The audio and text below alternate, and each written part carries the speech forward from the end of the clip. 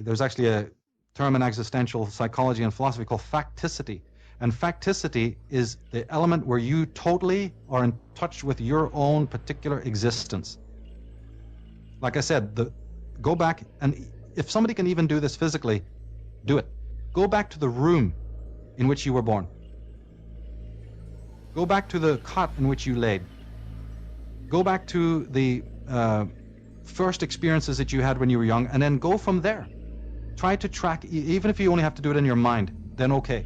But even if you can do some of this physical, look at the clothes that you once wore. Look at the pencil that you once wrote with in school. You know, these things lie in the attic, so to speak. And Heidegger was very much into this. He was always talking about how you don't see the doorknob when you open it. You have no feeling when you sit in a chair of that experience. What is the chair doing? Does it have a life of its own, you know? Why do you never contemplate your relationship with the light, with the chair that you sit on, with the knife and fork that you eat from, with your own body, with your own cells, with the way your eyes blink, with the color blue? Do you have any relationship yourself with the color green, or is it just there and everybody has a relationship with it and it's just basically invisible, and you have this numbness, this comfortable numbness with everything that exists in the world? What does a tree mean for you? What was your first scent of air like when you first realized the wind is on your face and so forth and so on? These are what roots a man back in his own existence. When you go to the mountain, instead of looking at the mountain and wanting to know its essence, why don't you link with it animistically and find out what it would like to be a mountain? Get into direct communion, you see, with the thing itself, which is you. You are the whole on. You are in everything and everything is in you.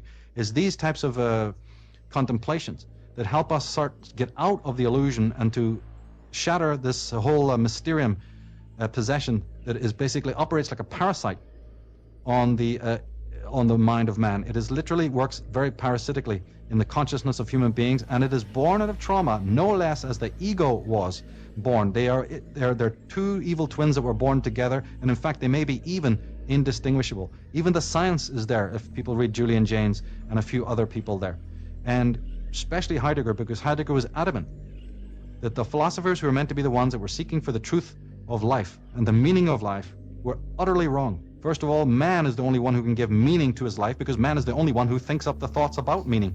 All that man can know is his thoughts about things, but he's also got to be able to doubt those thoughts. He's got to understand the root of where those thoughts are coming from. Are those thoughts just a product of your social persona? Are they conditioned by how other people see you and the approval ratings, that you don't really have a sense of self at all? You know, all of these questions that we've tried to deal with in these 3 interviews need to be all taken holistically, and never forget that the ancient men said that man had in fact fallen. He's not progressing, he is falling away from the oracle or the font of all truth. So are we doing that? Are we getting further away, or are we actually getting closer? And second most important thing, to never lose the idea or the understanding, never to help your mind be deluded, both consciously or unconsciously, that you have any creation over your own mind or nature. Nature is the prime datum. Nature created God, as the Taoists are saying. They created your mind, and it created man. You are the, if you want to call it, subservient metaphysically and ontologically to nature.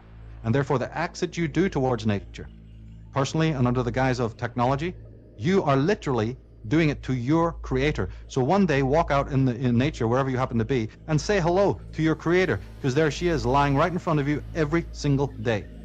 When you wake up in the morning, do you ever greet the day and say, hello day, thank you for housing me, thank you for being here, I am walking through you today? What relationship do we have with time? What relationship do we have to the light that greets our eyes every morning? That's just something that happens. When, Heidegger used to say that when the eyes are open and the light meets your eyes, it is at that moment that you must say hello.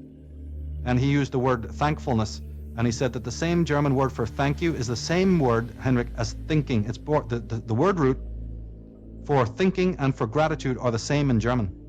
So that your very thought must be an act of gratitude, first and foremost, to be embraced by the day that it is your relation. You are related to it. It embraces you like a mother, and everything you do and think and enjoy during the day is made possible by the day. It's not just a functional dead thing without consciousness. And in doing that, in awakening that kind of relationship, you yourself then reawaken the same kind of natural consciousness within yourself by doing that, because one string vibrates with the other string. The moment that you see nature as being real and alive and animate, not some essence hidden behind it, some spooky mysterium, but itself is living right there. and that each tree, each leaf is an altar to that noumena, automatically nature's voice, the voice of the animals, the voice of the trees, the voice of the atoms, the voice of the air, speaks to you directly, not collectively. There is no collective enlightenment, there is no collective utopia, there is no collective illumination. In the end scenes of the movie The Silent Flute, it was written by Bruce Lee and James Coburn, that's what they say. There is no enlightenment outside yourself.